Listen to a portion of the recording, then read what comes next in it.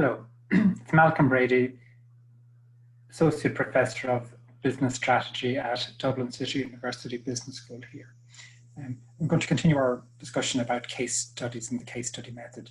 And today we're going to look at why we study case studies, why we use the case study method. So I'm going to look at my screen now, and we're going to see my mind map, which I introduced last week, of the case study method. This is a singular sheet of paper that contains pointers to the material I'm going to talk about. We talked about some of this in the last session, and we're going to carry on with our discussion today.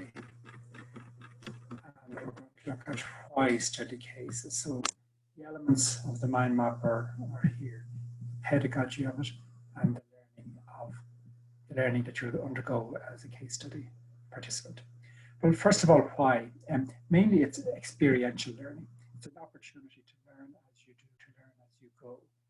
It's not learning directly from books, but it's learning from being immersed in a situation and grappling with that situation. So that's the first thing, experiential learning. Second thing is group work.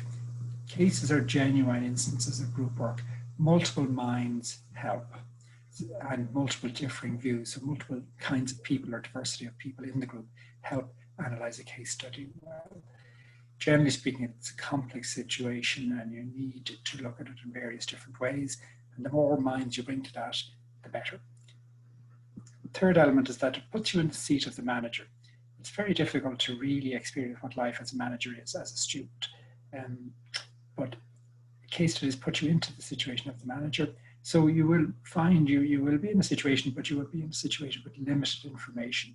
Generally speaking, in the world of the manager, you don't have full information, and yet you need to do something, to take action, to make decisions. So you're dealing with limited information.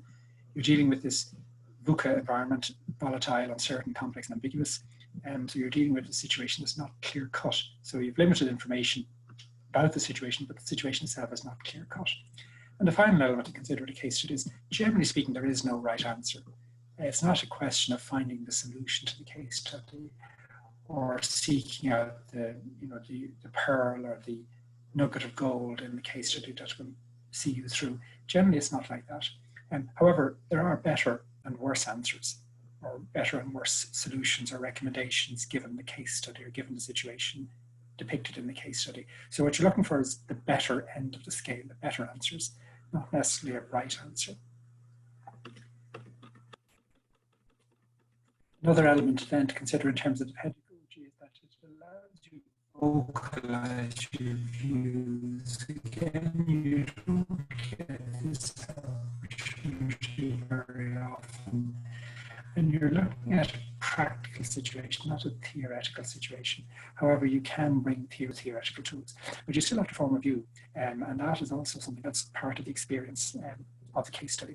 And then the final point I want to make is usually it's worthwhile staying within the case study itself.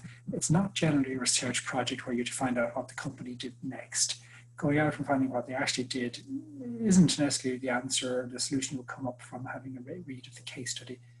The company itself has obviously a lot more information and a lot more time and a lot more experience to bring to the case study than you have.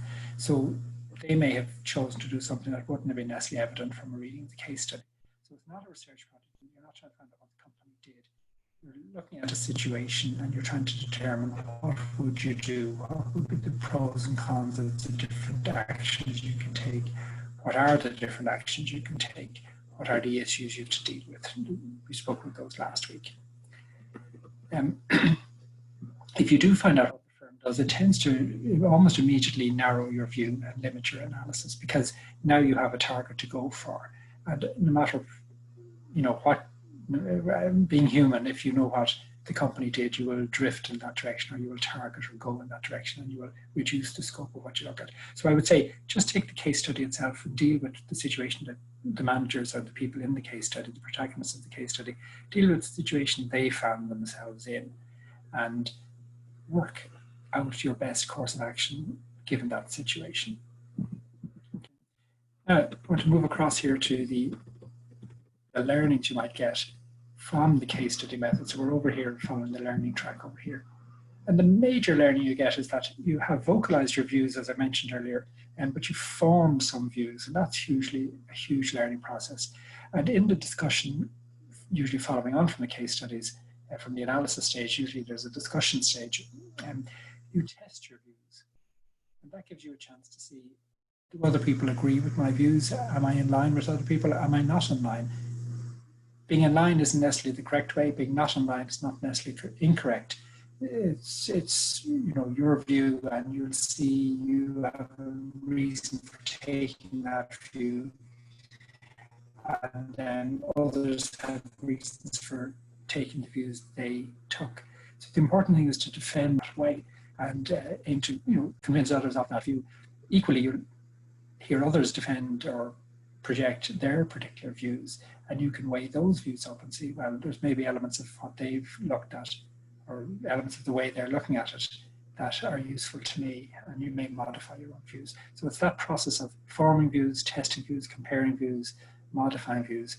That's part of the cut and thrust of managerial work, and it's a chance for you to participate in that. Secondly, it's a chance to practice your analytical skills. We mentioned this already in the previous session. So you can get practice at using the tools, determine when it's appropriate to use the tools, application of the tools, or applying tools in practice. It's a huge learning skill, and you get that from the case study. The other thing you'll realize is that not all, so the case will lend itself to certain approaches, and identifying that, what approaches work, what approaches don't work with this case, what information have I got, and what tools use that kind of information. That's all practice in terms of building up your skills and the use of the skills and determining when to use the skills. And finally, there are collateral skills you learn from casework. I mentioned analysis already. Obviously, communication in terms of persuading people or presenting the rest of the class with the case study analysis, persuasion skills, negotiation skills, the cut and thrust of certainly presenting. You'll have to decide what approach you're going to take, what slides you're going to go in, what tools you're going to use. All of that is a process of negotiation. And finally, the presentation skills themselves.